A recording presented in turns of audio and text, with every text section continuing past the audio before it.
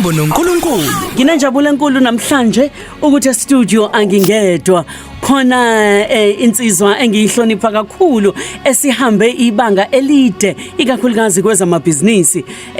ziningi igqoko ayigqokile kodwa uma ngabe nje ngiyisummarize ngizothi uyisazi sezomthetho ngoba ngifundile ngaba uadvocate aphinde abe usomabhizinisi omkhulu aphinde abe umntwana kaNkulunkulu othanda uNkulunkulu mangikhuluma ngeinkampani zakhe ngicabanga ukuthi inkampani yakhe isine inkampani ezu11 engaphansi kwazo zonke zikhulile zonke ziyaphumelela angifuni ukumkhulumela ngoba ukhona uhambo lwakhe alixoxwa yimina luxoxwa nguyena uadvocate lo uSiya Kevin Xulu asimbingelele sivesane simamukele okhosini bhuti wami makathina omkhulu angikwamukele ngikubingelele eShilo abalaleli bokhozi bayajabula kuba nawe namhlanje angibingelele ngani yakwethu noma usungibeka kahle ngibonga umusa kaThixo ukuthi ngikwazi ukuthi ngizothobeka ekukhulumeni nabasakazi bokhozi FM okumsakazi esikhule usikhulisa usakha usenza abantu namhlanje ngilitholile ithuba ngomusa kaThixo ukuthi ngikwazi ukuzonibingelela ngibingelele wena nethimba lakho lonke. Ngiyabonga kakhulu awazi ngijabule kanjani ukuthi ukhona abalaleli bethu la selokusaliqala lolu hlelo bayazi ukuthi ngihlezi ngimemezela ngithi sebenza mzalwane ngithi awukwazi ukuthi uthandaze kuphela kodwa ungasebenzi kule nyanga ke inyanga ebizwa ngeentrepreneurship month inyanga yosomabhizinisi abancane kumbe abakhulayo yingakho nje ngithe mina ake ngimane ngiqale ngilande wena ngoba ukubambe kokubili uyakholwa kodwa futhi ungusomabhizinisi wenza lento engihlala ngisho ngithi sebenza mzalwane ngithi thandaza usebenze thandaza usebenze tshela thina babuXulu uzalela Mlazi noma kamaphumulo kuhlangana kanjani umaphumulo noMlazi ngingakubala ngokuthi ubaba ongizalayo uyindodana yokuqala kwamkhulu wami ababembiza ngoDuyana Gilbert wakaMakhathini wathi mesemzalile ngenxa yokuthi umkhulu kwadinga ukuthi asheshe anyakaze emhlabeni kwaba nalento yokungenana esakhula ke siyenzeka bathi sebefuna ukumkhokhobela phela ugogo wami wayemuhle uyangibona nami ngibhofo futhi ngifuza khona kwaba njalo so baba ke wasehamba eyohlala kaMashu from kaMashu ebhizi esebenza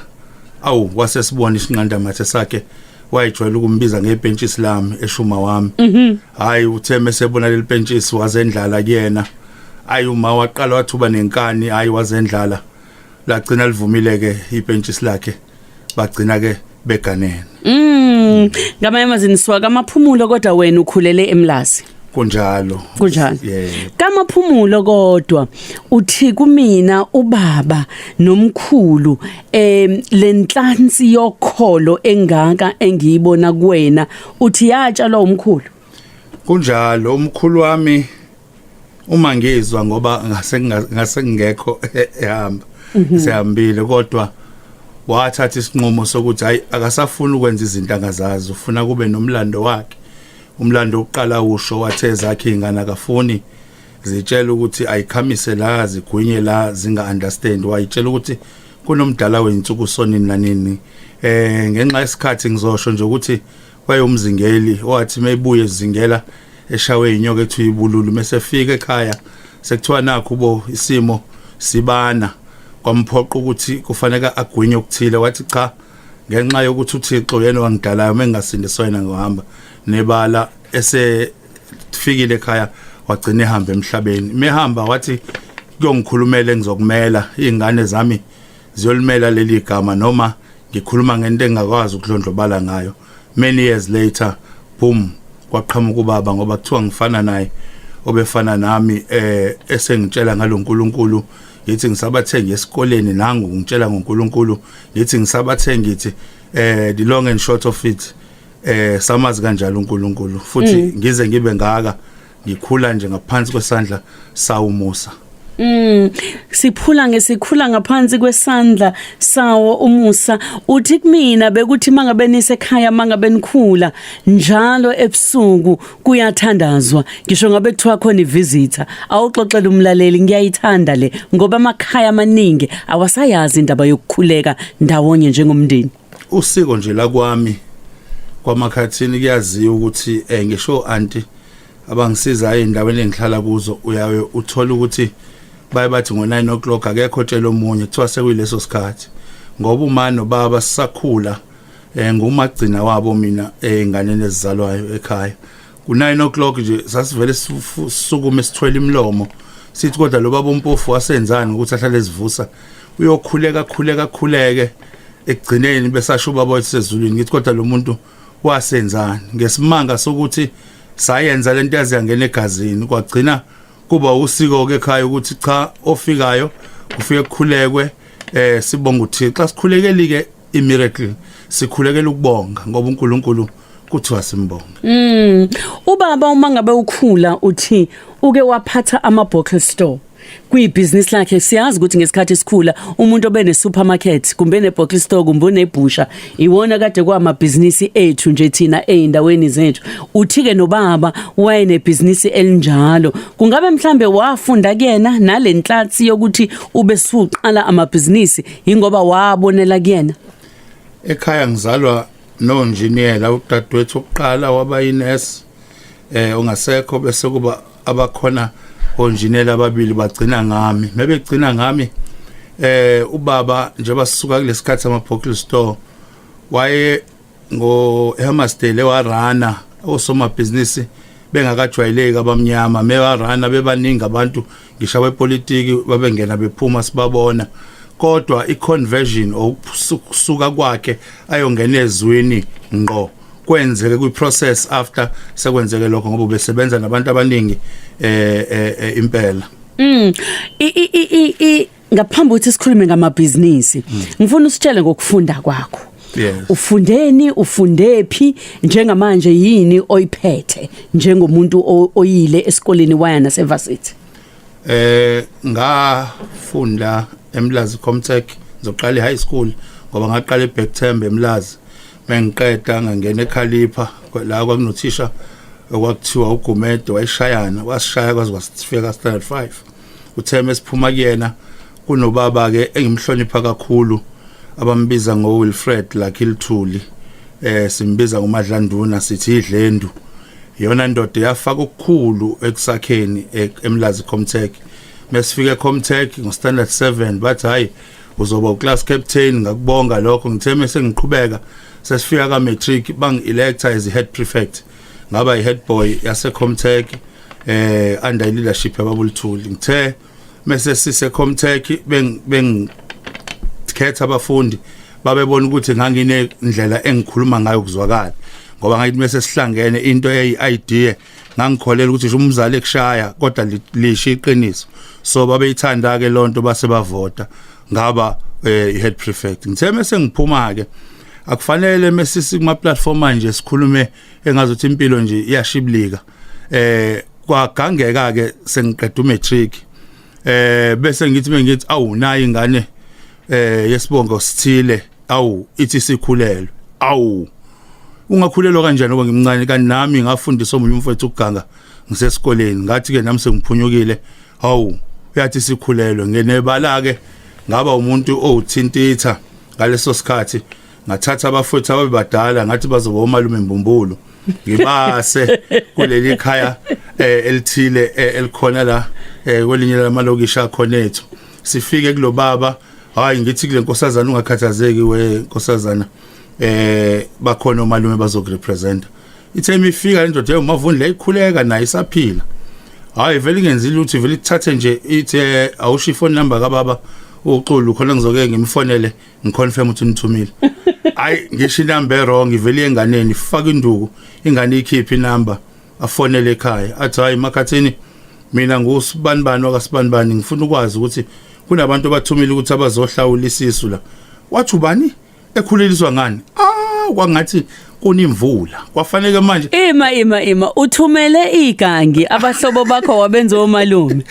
kwakuphoqa ngoba phela kwakuyihlazwana yabona umuzalwa nabantu abafundile kakhulu ekhaya kwakuphoqa ukuthi ufunde ngenkani ngoba kwakuthiwa usibanibani and babe computer baphuma opposition 3 and whatever anyway mase besithola ke leso simanga athi baba kukwazi ngizoyizela mathupha ngathi ngifike ekhaya wangishaya ngaze ngaqonda wangitalapha wathi kodwa Siya wangihlaza kanje ngazokhuleliswa yokwenza first year kanje wathi ke kufanele mufunda part time yasebenza ingane yakho zendlela ngafanele ke manje ko Pizza Hut nje okhona endaweni ethize ngeqosha kubiza igama endaweni ethize khona amamole eseduza la sihlala khona benguweda khona ngisebenza mengithola imali yobisi ngilisa athi ngifuna ukufundisa ke ukuthi lento eqalile uyimela kanjani ubaba ke lo mavundla kanti mefika ke bebefika nobaba izithuthane esefuna imali uthe mase kufika kanjalo kwenzeka ke wazala undodana wami ngawo u99 fast forward theme kusenjalo bengiregister icourse yemarketing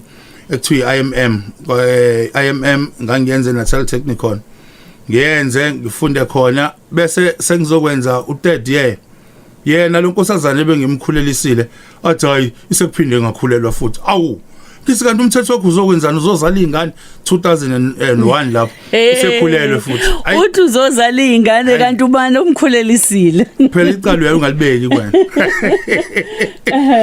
emva kalokho ke mesethi ukhulelwe ngibona ukuthi awusilonyaka kodwa usele angiyeke esikoleni ngiyeke ngizama ukufunda umsebenzi kuthole FNB hambe ngiyosebenza khona FNB bese ngisebenza ngivele ngithuthe ekhaya ngibaleke ngiyofuna indawo yokuhlala kuthe kusenjalo izalwa ingane lo baba phinda athi sengikhathele kwenzeke ke fast forward to cut istory side shorter kuthe mase kuba njalo ke bengivele nginebusiness ngo1999 ekuthiwa Daily Trolley bento besiyenza ngaxisa ukugxuma ngalo ngesikhathi ngisebenza Pizza Hut ngarealize ukuthi abantu bakufuna ukudla kodwa abakwazi ukuthi bakudeliver so ngase ngabona ukuthi 1999 March ngikhumbula kahle ngathi cha ake ngizame lento ukuthi mekuthiwa khona abayifunayo sithathe indlela ukuthi sibadeliver lona business lokuqala ngalivula kodwa ngo2001 ngabe sengena FNB ngaqhubeka ke ngafunda kuthe ngo2003 siyophela ngayithola qualification yakhona ngithe mekusuka lapho ngathi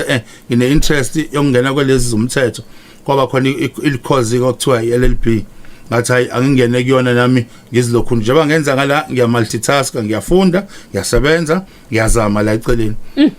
fast forward nakhona ukudlula kuleyo process ukwenza ukuthi ufise ukubona izinto sasibona ke kwakudlondlobalo somabhizinisi beqala leso sikhathi bekhula manje into efika ibe inkinga ke ngokukholwa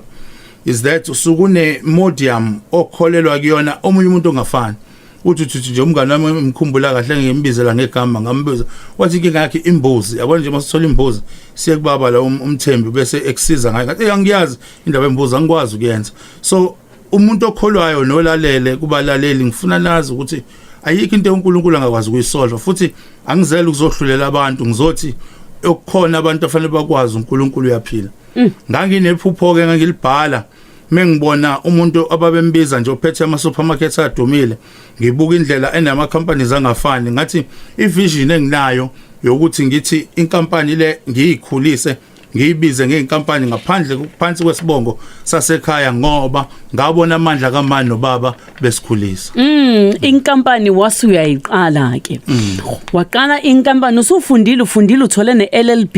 uyezomthetho ungaba uba ummeli kumbe yini kodwa wena wa decide ukuthi cha ngifuna ukungena manje emabhizinisini inkampani uyiqale wahlanganisa amagama elika baba nelika ma sitshela igama lenkampani nokuthi waliqamba kanjani iyona inkampani ngidonse balekile hayi ngoba ngehloniphe ezinye le ngoba ngangibuka uma amanesi kwakusadumele lento okuhamba bayephesheya abanye baye kogoli noma behamba baye kogoli awusebenza abuye emva kwesikhashana ngibuka indlela ababamsana ngayo ngathi nobaba sengimbona ekhubeka kwezamabhizinisi esebenza nabanye obaba abosomabhizinisi abadumile nje abakhona odwa ngasekho emhlabeni besebenza nayo ngangibuka ieffort yokuthi alukho nolodwa usuku esasilamba bama and ubaba wayethi mengibiza athi into engikuthanda ngayo mfana wami uyalalela ngicela ungilalelele kanje ngifuna sakhe into ezokwakha ikhaya thina singomakhathini asikwazi ukuthi singangama sibonakala ukuthi siyakwenza sikwenzayo igama likamakhathini mfana ulazi lisukaphi umlando kamkhulu wakho fanele ukwazi usukaphi nomlando wasekhaya uwazi then bese ngifika negama ngabona igama likamawami lababami uMussolini Joshua wakaXulu bese uma usibongile Elizabeth Xulu ase ngathi angithatha igama likababa ngoba kuthiwa uSoli bese ngithatha ligama Elizabeth ngakho inkampani ke ngalo ngayibiza ngoSolbet Protection and Risk Management.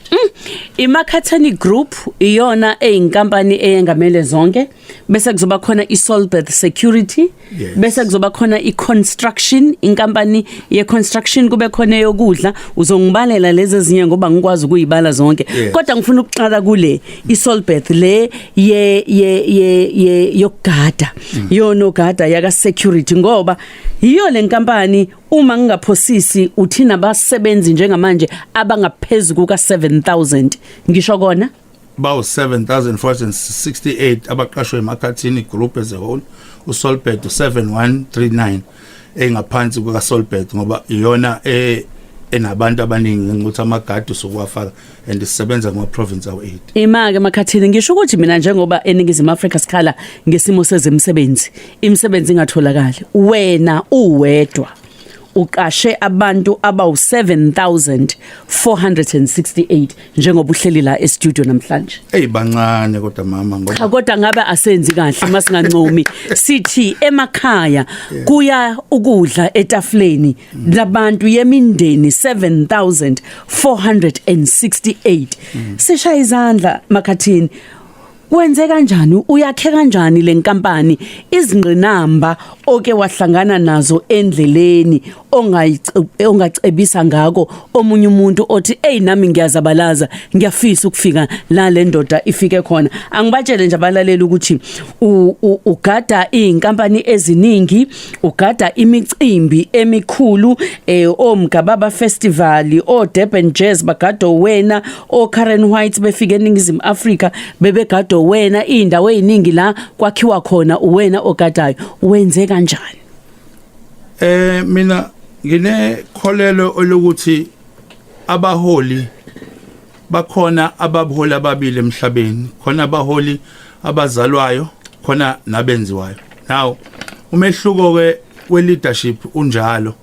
ngiyangithi ke kufanele uqale wenza into oyithandayo ngoba bahlale bengibuza ngoba ngomusa kaThixo sizazokhuluma as we progress ngoba kune business forum engicabanga ukuthi uyayazi engu president wayo kodwa ngiqala la akekho umuntu ongakholelwa kwiphupho lakho ngaphandle kwakho inkinga efika ibe khona sibi nabo abantu abakwazi ukusilalela bese silalelile bakwazi ukuthi bayibone into sokuyibona akekho umuntu okwazi ukubona into sokuyibona ngaphandle kwakho ngamanye amazwi into ofanele uyivathe kuqala ngaphambi kokunyakaza ukholo ukholo iyona nto eyingubo yokuqala ebalekile kumuntu mephile emhlabeni ukholo ukuthi lento engisuka nayo Nkosi ngiyakholwa uzongenzela so ke mase ke kuqala la bese ngqongqoze endaweni eziningi muke wathi nje Solbet bavele bathi waziba wenza kanjani kuphi and isociety yethu efanele ngikuhlambuluke especially eMzansi uma ungakaziwi ukuthi ubani akulula ukufaka which is into osukuyibuka ukuthi iya understandeka ngase ngadecide ukuthi cha engizokwenza ngizoya kulabantu abanohlonze ngisondele kubo bese ngiphaphatha ukuthi cha uma unamagada u100 ngicela ukwenzela nje mina lento ukuthi ngikwenzele lento ekuthiwa amakhagadi ngesikhathi ngenza leyo nto ufica abantu emcimbini bebonga amakhagadi ade egadile ukudlula ukubonga ama security base bathi iyiphi le nkampani yenza le ngimkhumbula kahle nje umlungu wayinempandla owafika kumina wathi ngizokunika ishort zama menginika ishort yokuzama nginika amagada u4 ngambonga uNkulunkulu ngathi kunamagada ayimillion ngoba into ebalekile ukuthi you are not permitted to have what you can't see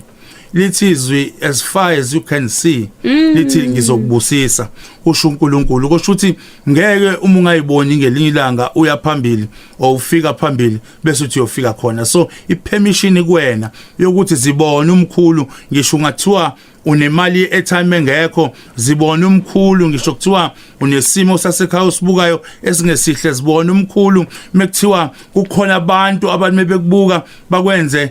ukuhlekisa ngoba kwaphazamisa ukukhula kwethu baba ese transition kumabhizinisi abantu babengathi kuzoba nje kodwa ngenxa yokuthi umuntu belokho eyibuka lento so yaqala ke le process yokuthi ake simzame sibone ngesikhathi bethu abesizame ukubone ngabatshela abafowethu ngathi kusukela manje niyosebenza engathi anikaze nisebenze ukuze kuvuleke eminye iminyango now uma uyileader abakwazi abasebenzi bakho ukuthi babone ukuya phambili if wena awukho exemplary it means njengabe okhagadi educated or uneducated imanabo la wenze sure ukuthi lento yenzeke ngoba uthando lwakho lomsebenzi lizokuvulela amathuba lwakuvulela ngempela amathuba njengoba sisho nje sithi inkampani isikhule ngalendlela yokuthi unama office manje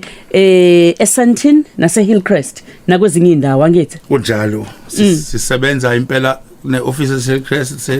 mina eSandton as well nakwamanye ama province ngoba u8 ama province asebenza kuwo angifuni ukweqa ngingayanga kancane nje kuleye ka construction inkampani ngoba unenye inkampani futhi yaka construction uyafunda njalo umuntu osomabhizinisi ekhaya ngoba kunalento kuhlale kuthiwa hayibo stay in your lane kuthiwa hlala mawukuthi waqala upheka amagwinya hlala uzufe upheka amagwinya basho njalo abanye wena isibindi sokuthi udiversify uthi hayi ngiyangena naka construction maningi namanye amakhampani onawo wasithatha phi ukuthi uphume uthi cha ngingakwazi ukwenza lokhu ngakwazi ukwenza lokhu ngakwazi ukwenza nalokho ngaphambi kokuthi kuphendule la kwa security ngangithi mengitshela abantu engangihleli nabo ngithi ngelinye ilanga siyokata indawo ezinkulu bathi ngiyakuthanda ukuphupha uthe ngelinye ilanga ngihlangana nabafowethu abaphethe enye ama festival abathi umgababa abanye bamazi ngoThetho omunye bamazi ngoTizozo bathi sokunika ithuba maybe bazonginika ithuba ngathi ngizobabukisela into yokugcina ngasebenza kwaze kwasa ekusebenzeni kubona ngaqala ngathola ama client mengwathola ama client multiply ama client multiply ama client bonke babuza ukuthi mfethu sithanda lento yakho yokuyibambela osho ukuthi ngabona ukuthi osho ukuthi ukhiye omkhulu kunento yokuyibambela iyasiza abantu abafani banamabhizinisi angafani kodwa ukuyibambela kuba ukhiye osizayo then le osuya kuyona mama ngoba before ngiphume kuyona le yishi comrades marathon sikade iminyaka emibili sayikade unyaka uqala bathi ngeke excellent siyakunika uKevin White bathi uyafika eSouth Africa no Howard Hewitt wathiwa mgade samgade maningi ama international artists ukuvala nje indaba ende ukuthi konke lokho kwenziwa ukuthi wayinikela ngifuna ungakadluli ka security sengiyakhumbula ngaphandle nje kokuthi uyithandile inkampani wase uyawufunda umsebenzi uke waye Russia wafunda ngicabanga ukuthi unyaka wonke wawufundani kwezochwepheshe la zaka security eRussia inkinga yami ngiyahlupha into mengalunguza ngiyangifuna ukungena kwakunomunye osomabhizinisi abebeze kuyiconference eyikhona kuzoba ne-COVID, not i-COVID, sorry, kuzoba ne-2010 World Cup. Manje mebefika la basitshela ukuthi yazi ngaphezulu kokugada ngifuna usicheckele ukuthi obani abangasenzela izinto. Nginendlela yokuyenza lento. Wase ngicela lo mlungu igama lakho kuthiwa uManothi wathi ngiyacela ukuthi ngifuna ukuthi uyifunde lento ngathi ngifunda kanjani not yazi forensics ngathi cha angiyazi ngegama wathi ke yona incikene ne-forensics bayibiza nge-intelligence lento ekuthiwa i-CIA nama systems okuchecka aqala lapho ngizokwenzela nje ngizokumema uze eRussia mukwafika eRussia umuvuma uzohlala isikhashana bese ufunda ukuthi umuntu efonini uqopheka kanjani wena ulalela kanjani ama SMS yikho abantu bama abaningi nje mebethiwa ozobheka ukuthi ngibhakiwe noma ngibhakiwe siyafika sibheke siyaswipa siyadebugger senze konke ngalo nto esayithatha sayifundele eRussia emva kwalokho ke usukwazi ukubona nezinto abantu abayitshela ukuthi awuyiboni in line with umthetho then eRussia bangiqeqesha ngakwazi Hayi cha sisha izandla lapha ekhaya 0716136667 sihlale nensizwa la uXulu uGqabashe umkhulu uyena esikhuluma naye namhlanje uhambo lwakhe noNkulunkulu ungasithumelela ivoice note makukhona ofisa ukukubuza kumbe nje ufuna ukukuphawula 0716136667 u20 minutes ngaphambi kokuthi kushaye u12 o'clock uhlelo eshilo ukhozi olumaphiko phiko lolu mangabe sibuya ngifuna mangabe sasingena kwi-construction akasixoxela ukuthi kona ke njengoba sephumelele kangaka nje kwezaka security ka construction khona kuhamba kanjani uhambo noNkulunkulu kusukela ku11 kuya ku12 wesiya ngikhulume kakhulu ngemsebenzi osuyidalile engaphezulu kuka 7000 kule nkampani yakho. Hey, uthi kumina izimoto nje zomsebenzi zizodwa zicisha zibu 267 ngiqinisile kunjalo ugcina ungayibali ukuthi ingaki ngoba manje umsebenzi umufika uyawuphose kodwa ngisasho namanje iphupho lami bayazi abantu bakamakhathini sike sahlangana sabantu ebomndeni ngathi thina sasha phansi waqhumda kwavela amabhillion labantu esifunda ngabo ekuthiwa bazibongo zakithi benza umlando mina wami kumlando is that ngizoshaya phansi ecumuda akuvela ibhillion ngishiya ithakazelo zakithi kamakhathini ngiyapi nenkulumo ngiye ekuthenini kwakhona lokho kuze kwenzeke kuqala from ekuthenini nabantu ngoba ngabe nginephutha mengathi ngisukume ngama ukuhamba kahle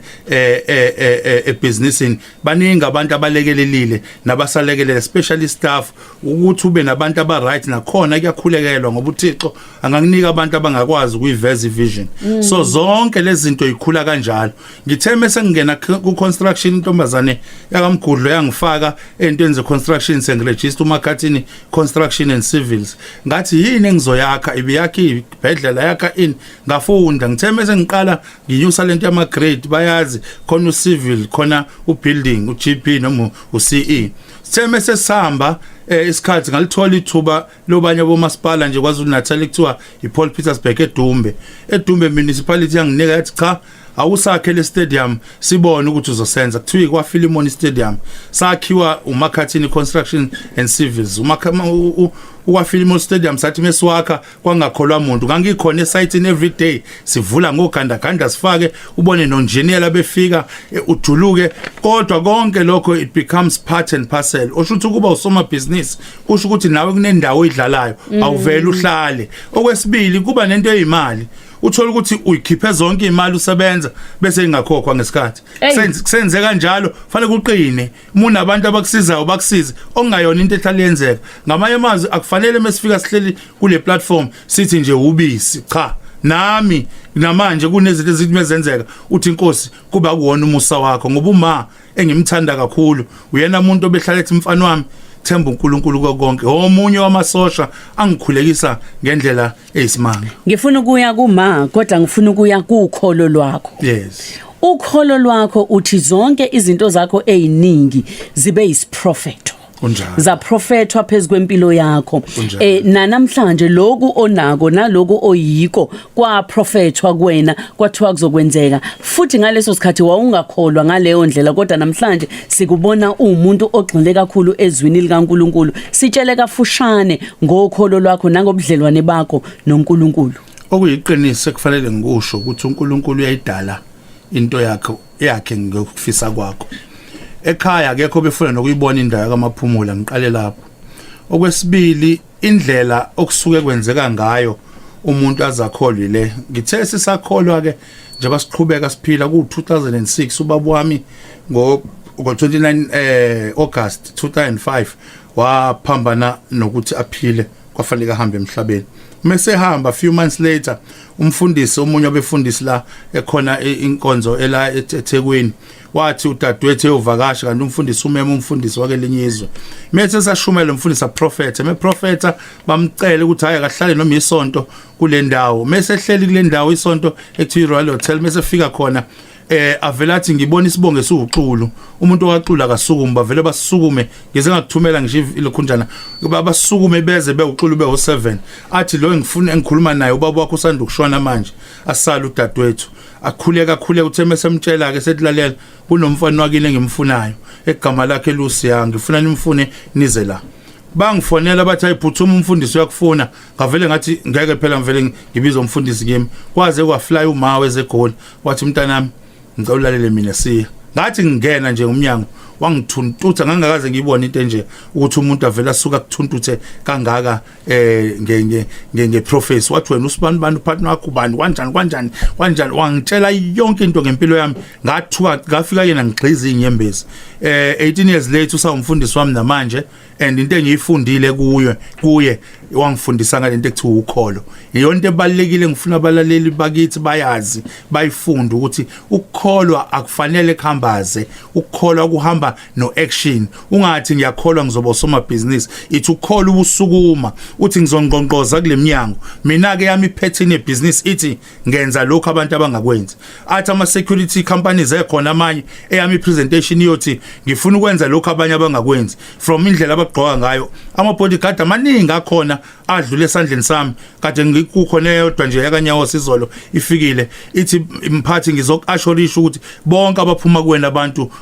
bayababazwa babaziswa yini babaziswa ukuthi lento esayifunda le kuthiwa ukholo le epackaging ubona abantu abasenzela inkampani enkulu ubona uthaya ulenga ubona ishirt lisongekile mina ngishi Chris eBlue abantu bambe VIP ngisho nezinsizwa engihamba nazo ezingadile fanele ngisho iskipa sifakile angafike ehovuzela ngobani you sell yourself as a package ukuthi ifaith yakhe ingena no action usisebenzile ngoba iphutha elikhulu elenziwa amakholwa esikhathi sethu ukuthi ayakholwa benefaith ayenze konke bese umuntu angafuni ukusukuma kanti ngokubili fanele ikhambisane ukuze lento oyifunayo uyithola usebenza mzalwane sebenza thandaza usebenze uhambo noNkulunkulu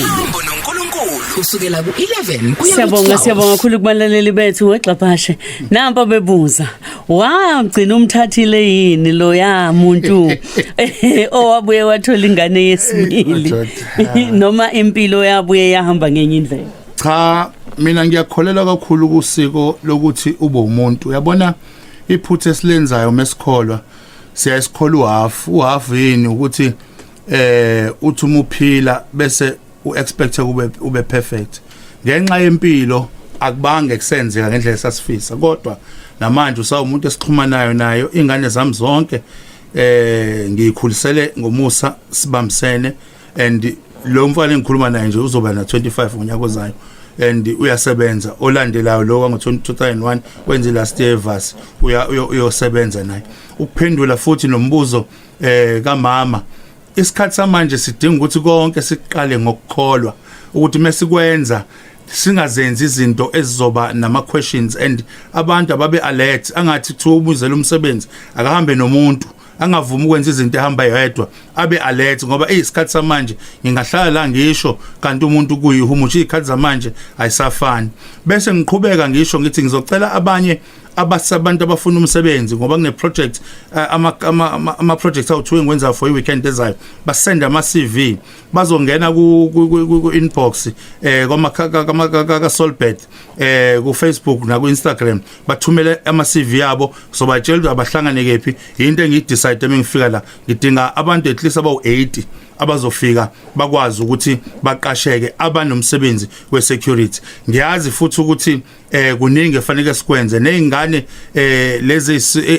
ezisweleyo nathi sine Makhathini Foundation nama homes for more than 18 years esiwasupportayo uNkulunkulu esikhulisa enye izinto ngeke sikhulume ngoba isikhathi esiningi sincane kodwa esiwasupportayo ngoba sisuke sinalento ukuthi akwakhiwane okugcina kubalekile kule party yamabhizinisi engifuna ukuhighlighta sinento ekuthiwa uMzansi Business Forum sayiqamba nethimba ngo2013 2014 khona okunene omathe nawo bonke abantu esisebenze nabo ongcobo nobani esinabo sasizama ukwakha irecognition yabantu esesibabonile ukuthi baphushile ngoba iformula yama chamber amaningi nawo benza ngendlela yabo baye bafocus kubantu abathile thina sithi asupportaneni yikho ngifuna wonke umuntu onebusiness ofuna ukukhulelwa umsebenzi akayi lapha kuMzansi Business Forum afaka ama details akhe join abe member mase imember into esoyenza siyayishare umsebenzi nathi nje basika security mekuthiwa umsebenzi yo once off njengoba ngibabiza kuma event akhona siyakwazi ukuthi sithathe kunqaba yabantu abasuke bekhona ku forum abangene ku Facebook la Instagram bafaka izinto zabo bathi hayi nathi sifuna ukujoina ngenani kodwa kusho ukuthi ungajoinanga usizakala uyajoina uyasizakala uma ukuthi uyakwazi ukujoina ongifuna ukusho ekugoqeni ukuthi ukuhlala kwethu siphila sabantu kufanele sikhuliswe into yokuqala ukuhlonipha okwesibili ukuthi uyithobe okwesithathu ngisho ukuthi uNkulunkulu ukunikani zehlise ungalithatha udumo uyinike wena ngisho uNkulunkulu anginika amabhillion hambisa kumuntu ongenalutho ngoba ukuqala kokuhlanipha kuthiwani ukusaba uNkulunkulu then okunye nokubalekile abantu afanele bakwazi ukusizana akube usiko lwethu sesaphila thina esikhathini esibi ingane ezilamana omunye azama ukuprovelana nomunye umuntu into ebalekile ekufanele kulento yele show ye entrepreneurship abantu abasemabhizinisi engifisa bayazi ukuthi sukuma lento yakho ufuna ukuthi ungenzani yikho mina njengo Mzansi Business Forum ngokwe forum sinazo indlela zokulekelela lapho woza wena kulezi zinto zikaMzansi sokusiza thina sibone ukuthi singakusa kanjani phambili ukukulekelela ngoba kuyangihlupha ukuthi ukhulu udlondlabala abantu bakushayela izandla kodwa bangaka abanye abantu ababenefitayo ababenefit abanye abantu abasiza abanye abantu nathi singaka ukufika uthola izinto zakho ayihambi ngendlela oyifunayo ulifuna usizo kumuntu yikho kuthiwa umuntu ungumuntu ngabantu Yo umuntu ngumuntu ngabantu ngifuna nje usugoqa ufikile iCovid kwanzima kakhulu nawe uke walala phansi isikhathi eside kwa abanye mhlambe baze babone ukuthi hayi mhlambe uzodlula nje emhlabeni uqulu ngoba nakhe ngathi akasavuki kodwa uNkulunkulu isandla sakhe saba ngaphezulu kwakho uthe uma uvuka ngicabanga ukuthi wabona ukuthi kushuthi kusakuningi ofile ukwenze ngoba badlulile abanye sibaziyo badlulile nawe abangani bakho badlulile ozakweni kodwa wena waphila tshela abantu kancane ngaloko bese ugcizelela ukuthi ukubaluleka kokuba nefoundation yokukholwa nesandla sikaNkulunkulu ebusinessini khona into ekawayisho uthe ngisho abantu osebenza nabo okuyibona abazophatha umbono kumbe ivision kumele ubakhulekele yes kunjalo ngo2019 December ngathola sengitshelwa nje kuthiwa bhasoba kunento engase yenzeke nangempela ngoJanuary ngathi mengiyesibhedlela ngithi umkhuhlane kwathiwa ngine COVID yangishaya ngoJanuary ngaze ngavuka ngo9 March mengivuka ngo9 March sengazi kwenzakaleni kwathatha 6 months imemory ukuzibuye kwase kukhulunywa eceleni nje kuthiwa mehambe emhlabeni ila ngisho khona ngithi into ozenzayo ziyakukhulumela kunabantu ebebesuka bekhona bephila bedla ngawe kunabantu besuka bekhona besebenza basizakale ngawe ngomusa kaThixo hayi ngamandla akho yilezo zinto ezikukhulumelayo so into engifuna ukuthi abantu bayazi njengosomabhizinisi okhulayo zazi ukuzazi kwakho kuzokumela yikho futhi ngiqhubeka ngisho ukuthi namanje sengivala abantu engifuna balazi iqiniso lokuthi ithemba lokulalela liyasiza mhlambe ngihleli la wena uthi ngilalele ngisekhaya ngikhuluma nawe kona ohlele esihlalweni nawe omile nawe ubuza ngengane yakho ngithi zazi thumelana abantu abawu8 sibone ukuthi singabanika lo msebenzi ngeweekend basebenze bahole thina sinendlela esenza ngayo ukulekelela abantu hayi ngoba siyiqhayisa kodwa indlela esuke sibonga uThixo ngayo ngoba ukusiza umuntu uzazi ukwazi futhi ukuthi umusuzazile themba kuNkulunkulu ungabahluleli abantu singafike sizithandaze kodwa sithi themba bani uNkulunkulu ilapho nje ngima khona zimbili izinto engifuna ukuvala ngazo eyokuqala ngeke ngakubona uposta ku Facebook kaningi umama wakho ekubeka izandla ngikubona uguqile ubeka uma izandla eyesibili ngikubona isikhathi esiningi ulokuthi amahubo 103 zisho ukuthini lezi zinto zombili kuwena ngisafunda crash kune crash yangasekhaya ka kwakuthiwa kaManukuza ufika khona ecrash bangifundisa ukuthi mbongo Jehova mphefumulo wami konke okuphakathi kwami makubonge igama lakhe elingcwele mbongo Jehova mphefumulo wami ungakhohlwa imisebenzi yonke emihle thiwa yena othethela zonke izono zakho noyelapha zonke izifo zakho yizwe lengiphilisayo ngicela ukusuka la ufunda u103 kwamaSpsalms bese uthi inkosi ngicela ukuyivatha lezi zisho njengamagama ayingizophila ngawo ngomusa kaThixo lokhu akushoyo umama ngifuna ukwazi ukuthi uma wami uyena ugiver of life nobaba esaphila ngangiguqa phambi kwakhe ngithi akasibeke isandla manje uyangithi mengihleli naye ngithi nje usaphila khuluma phezulu kwekhanda lami ngoba kuthiwa ukukhulunywa umuntu odaliwe kuyadalwa kuthi umlomo uyadala ngithi